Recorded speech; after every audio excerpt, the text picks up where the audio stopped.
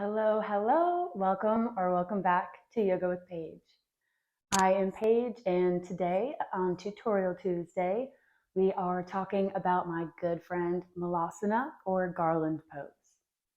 This deep hip opener is one of my favorite postures ever, and if you practice with me here, you probably know that because it features in so many of my classes.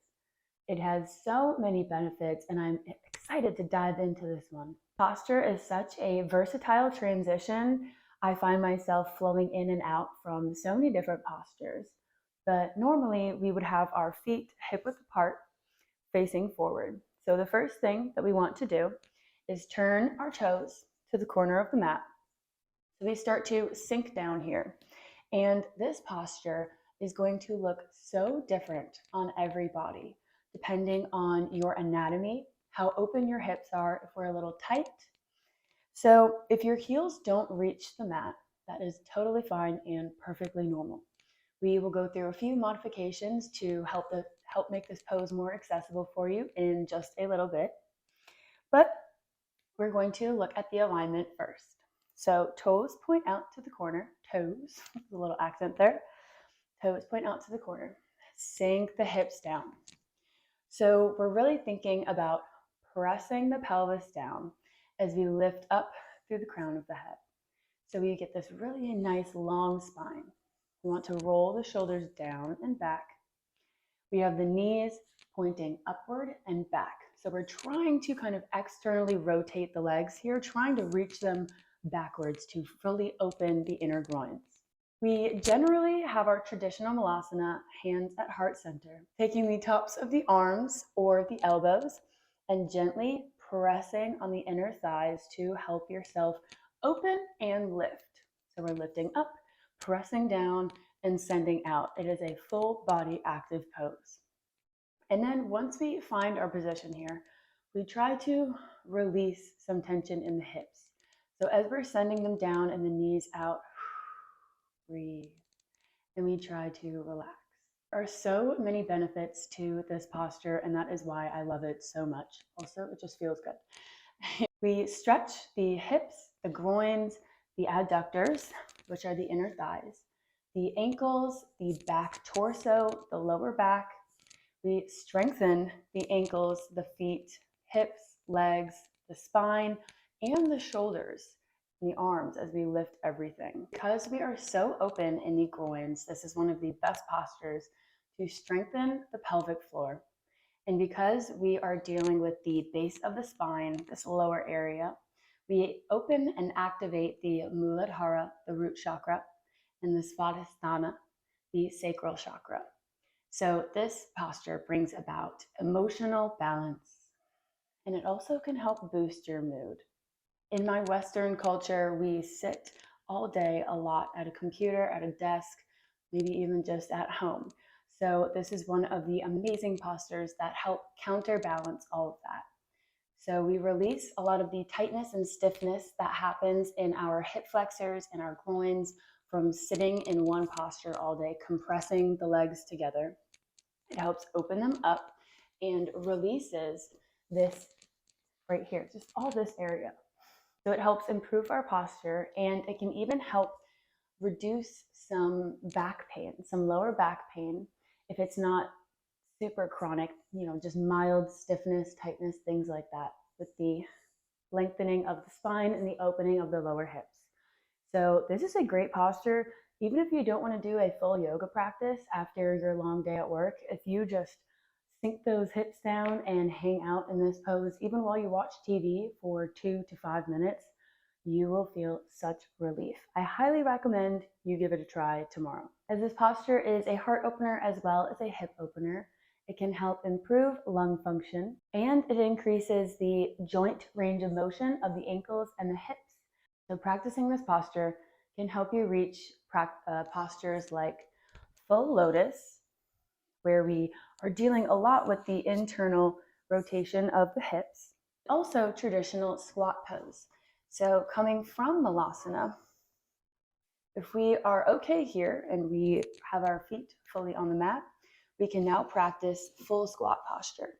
Since our hips are internally rotated, this is an intense ankle stretch and a very active posture. As we are stimulating all of our internal organs, it does help speed up our metabolism, aids in digestion, helps our blood circulate around, and can help with our reproductive system. It activates and balances our hormones and helps strengthen the uterus and the pelvic floor.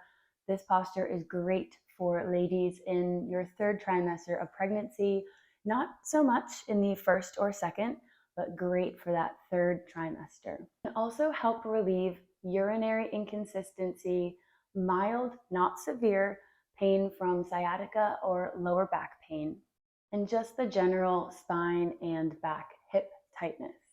Now that you know all of the good things that this yummy pose can do, let's have some fun looking at some variations and modifications to make this more comfortable for you. Have our first modification as using a block underneath the hips.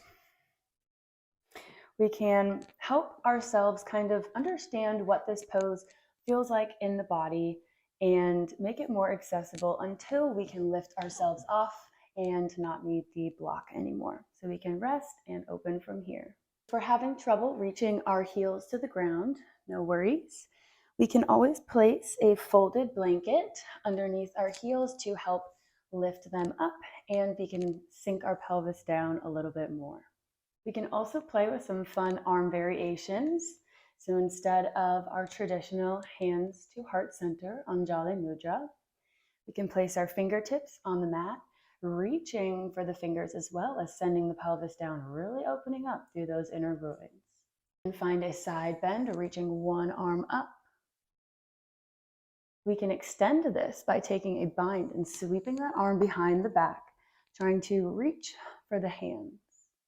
Play around with placing our hands under the toes and under the heels. Getting a little funky with it. We also have a seated goddess pose where we have one of our feet in Malasana, and we take the other leg, placing the shin on the mat. So this is also a great variation if we can't reach a full Garland or Malasana pose. We can start here and work on opening through one hip, and then we switch and go to the other side.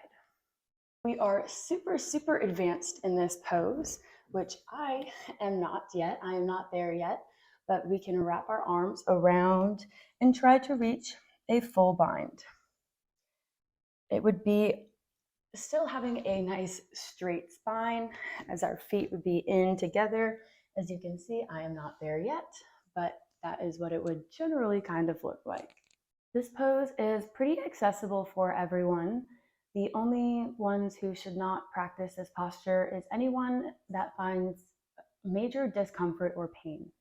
So if we have sciatica or chronic intense lower back pain, spine issues, if we have arthritis in the knees or the ankles,